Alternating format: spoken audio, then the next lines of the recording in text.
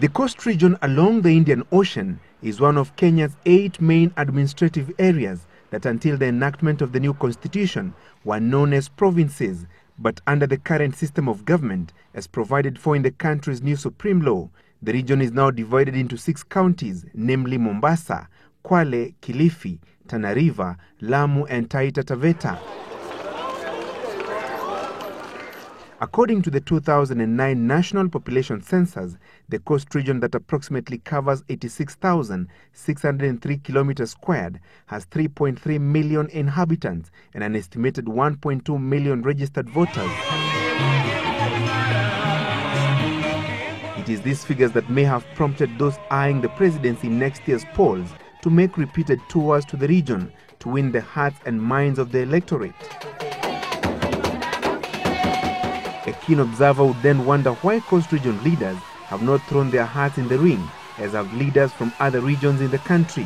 Because the people, like I told you, cheerleaders, they need someone to tap. Raila Odinga to tell them well play, Mwai Kibaki to tell them well play, or whoever is going to come up, whether it's Uhuru Kenyatta after the Hague thing, whether it's Ruto, tell them well play. So they're cheerleaders. They don't eye for the presidency because they've been made to believe they are not full Kenyans. And Coast Province is perceived, at least by those who consider themselves to be front runners, as a swing vote zone, as no man's land, and everybody will be rushing there to endear themselves to their voters in that province. But coast political analysts and scholars observe that it was not a coincidence that the region is not prominently featuring in the list of top Kibaki succession contenders. Since politics is a game of numbers, therein lies the region's primary concern. Majority don't have IDs, don't have birth certificates, don't have voting cards. But when you come around, you want Ngoma, we play for you Ngoma. And we are aware among 2 million people, maybe 500,000 go for votes. So could you say you're representing coastal people? You are not. 1.5 didn't vote for anyone.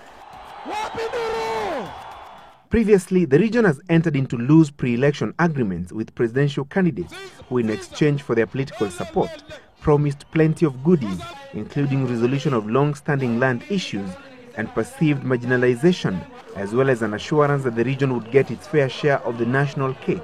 But after the polls, observers say it often remains business as usual.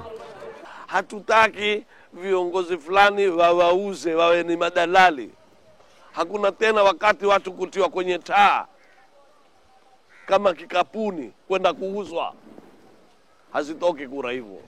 Unlike previous electoral exercises where there were many carrots to dangle to win political support from various regions in the country, the pure presidential system in the new constitution provides for 2 main positions, that of the president and a deputy.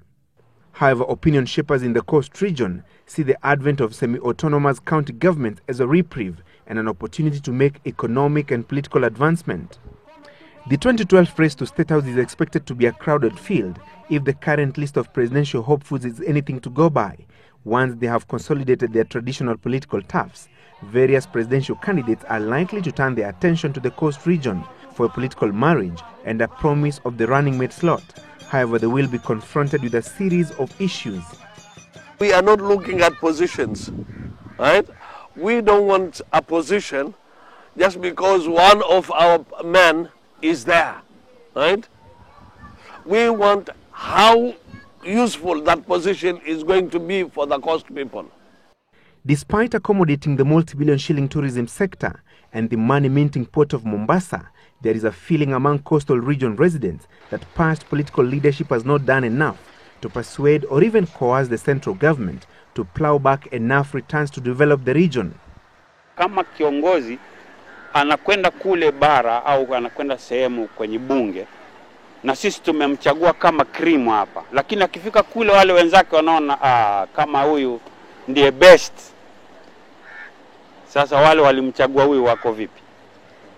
Hichi ndio kitu kinaangusha mpwani kwa sababu even as the coastal region seeks a bigger share of the national goodies, the silent inherent internal divide among the residents remains a key challenge.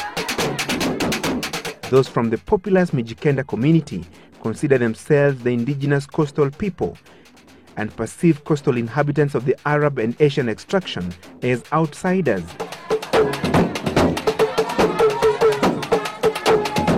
For now, the coast region remains a viable political bride that will continue to attract suitors from all over the country in the Kibaki succession politics. The coast region, just like any other region in the country, will be seeking to play its rightful role in determining who becomes the next occupant of the house on the hill.